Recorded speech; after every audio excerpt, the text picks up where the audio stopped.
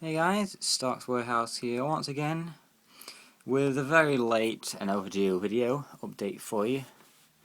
I know a lot of you have been asking how the sculpt's going. It has taken more shape, but I don't think, unfortunately, I'm going to actually get to finish it just at the moment. I'll show you things that have been done recently. I've reshaped the whole jawline and the faceplate. I've made the faceplate bottom section that little bit wider. I think it suits in with a helmet more than it was. I think it was probably about a good inch thinner in the mouth area last time, so I just widened it that little bit more. I've also rounded the under the eyes just to even them both out so they kind of look similar. I'm not sure if this was in the last video, to be honest, but I've marked out the face plates section on both sides, and also started marking off the back of the neck section.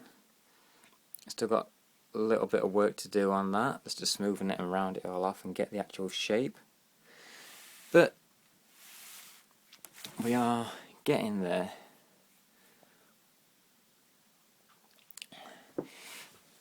Now I say I don't think I'm going to finish this off anytime soon, for the main reason that I haven't been posting recently, very often anyway, is because I'm in the process of moving, and I'm not actually just moving to a different location in my area. I'm actually moving abroad. I'm moving all the way from the UK, and I'm moving over to Canada.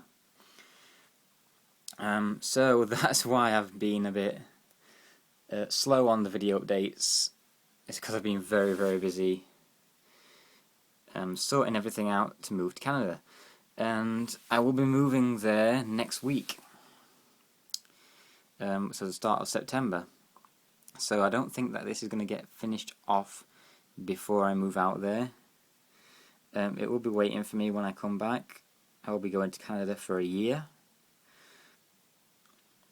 So it will be waiting for me when I come back. But do not fret, as I will continue sculpting and continue prop making once I'm out in Canada. I'm actually searching for jobs in prop making, sculpture, set design, or anything of that nature while I'm out there. I have been in contact with a few prop makers, and I do maybe have a chance at getting a job at the moment, and if not, I'm going to go around to local theatre houses, see if they need any voluntary work. But I will stay in the prop industry and hopefully be getting a full-time job in the industry as well. Anyway, enough from that. As you can see behind,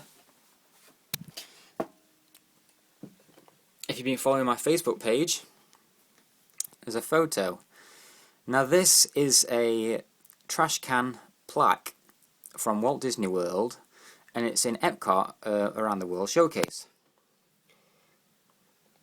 They have these on their trash cans, and I've kind of always wanted one, so I thought, why not make my own, because the replicas on eBay do sell pretty expensively.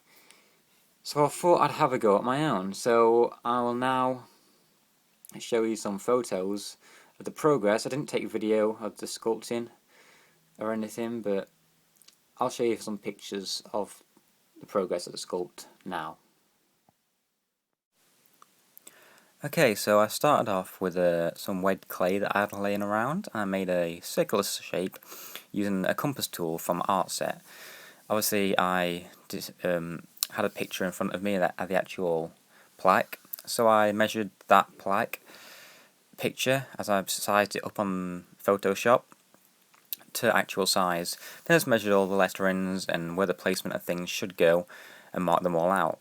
Then I started digging them all out, so it was a 3D plaque, and as you can see in the center, the star in the center has become also 3D and given it the raised edges and made it nice and sharp. The rest has been dug out, cleaned up, with a sponge and water and paint brushes, and you can see here I used some more wet clay to make a clay wall around the edge so that I can actually pour plaster into it to make the mould. Now here I've taken the mould outside, just about getting ready to pour the plaster. And there we go. The first layer of plaster was poured into it. It was a nice slow layer, so make sure there's no air bubbles. And obviously I filled the mould completely up so that I had a nice thick mould to work with so that it didn't break. After that I removed the clay wall so that I could actually get the mould out and get the clay out. And this is the mould upside down. As you can see, the clay is well in there, and it did take quite a little bit to get it out. I had to dig around the edge and dig out the centre at first, but it did eventually all come out. As you can see, once you've made the mould, the original sculpt does become ruined, so be wary of that. But once you have the mould made, then you can make as many casts of the pieces you want, so it doesn't really matter. Okay, so that's the process of the making the mould. I was actually just going to mix some resin and pour it into the mould. As you can see, here's the mould. It's not too bad, but then I felt it, and it still does feel damp, so it isn't fully dry yet, so I don't really want to pour anything into it while it's still damp, because I don't want to ruin it at all. So I might give that another day to set, and then give it a clean up just to get all the little bits of the clay around the edges, and obviously the bits that need digging out and things. I'll go give that a clean out now, and then leave it to set for another day or so to fully cure before pouring. I don't want to risk ruining it. As like I say, I'm going away next week, and this is the last opportunity that I'm going to get to pull a cast from it, and I would like one pulled before I go so that I can take it with me. But like I say, here the cast, you can see just around it. I'm actually quite impressed with it. Quite pleased actually. I'm not impressed, but pleased really.